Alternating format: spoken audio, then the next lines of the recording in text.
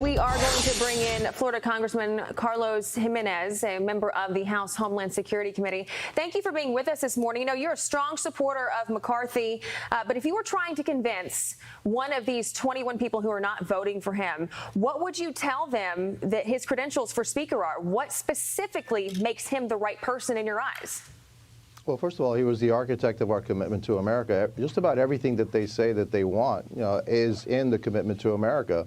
Reduce government spending, securing the border, energy independence, parental bill of rights, and then accountability by the Biden administration, investigations of what the Biden administration has been doing, and of Joe Biden and his family businesses himself. All of that is in the commitment to America. And so everything that you've asked for is there.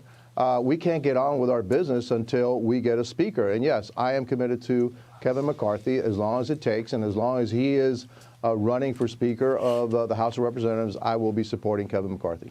I pressed your fellow Congressman-elect Zach Nunn about an hour ago on what is happening literally as we speak over the course of the midnight hours, overnight, while it's dark out. So I'll press you again.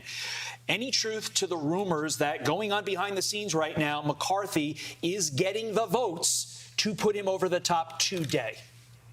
Well, again, those are rumors. I don't have any personal knowledge of it. I hope that he does. I hope that, the 20 or so members that are holding out come to our side. Obviously, they're the great minority. They're only 10% of our conference. The other 90% are solidly behind, Kevin McCarthy. We need to get on with the business of helping America, of restoring faith in government, and we can't do that until we get a speaker. 90% of this conference wants Kevin McCarthy to be the speaker. If you're really a team player, let's get on board, let's row in the same direction, and let's start working for America. We just heard that soundbite from Boebert talking about, she said Kevin McCarthy didn't even want to listen to us until his, quote, disappointing midterms. Should McCarthy take some of the blame here? Because according to them, he just kind of shoved them to the side because he thought that he had the votes, and we've known this is coming for 2 months now. I don't believe that's true. Look, we have a process. I mean, our leader and our conference works in a certain way. They listen to every single member. No member should have special consideration because they're upset about something. There's a process for that. I don't get everything that I want, but I'm also part of a team. I'm part of the Republican team, and we need to get on with the business of America. And so, no, I don't lead any credence to that. Nobody should have any special treatment, and nobody should be treated, differently than anybody else. And so, that she somehow gets to have his ear for something, I just don't believe that's true, and I certainly don't believe that's fair. So you don't think any of the blame falls on McCarthy?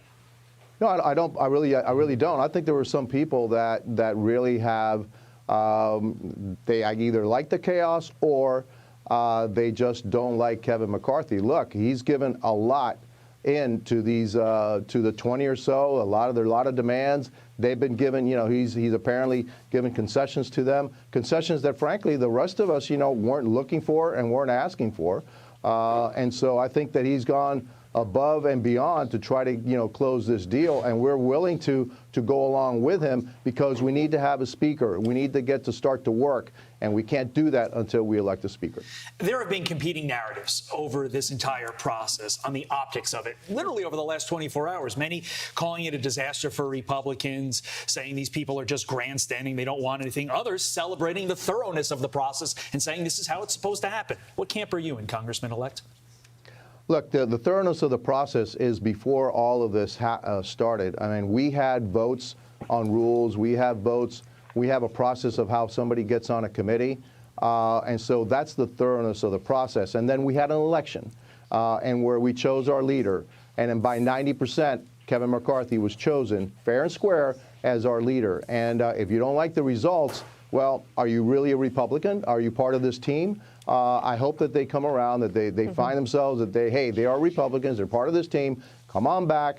Let's elect Kevin McCarthy as our speaker, and let's get to work. That's what we really need to do. Well, there's been 6 votes total between the 2 days, and he has lost all of those. We'll see how today pans out, but we do appreciate your time this morning. We know you're busy right now. Congressman-elect Carlos Jimenez, thank you so much. Thank you. Another busy day for these guys, and they get up early with us. We can't thank them enough. I'm Steve Ducey. I'm Brian Kilmeade. And I'm Ainsley Earhart. And click here to subscribe to the Fox News YouTube page to catch our hottest interviews and most compelling analysis.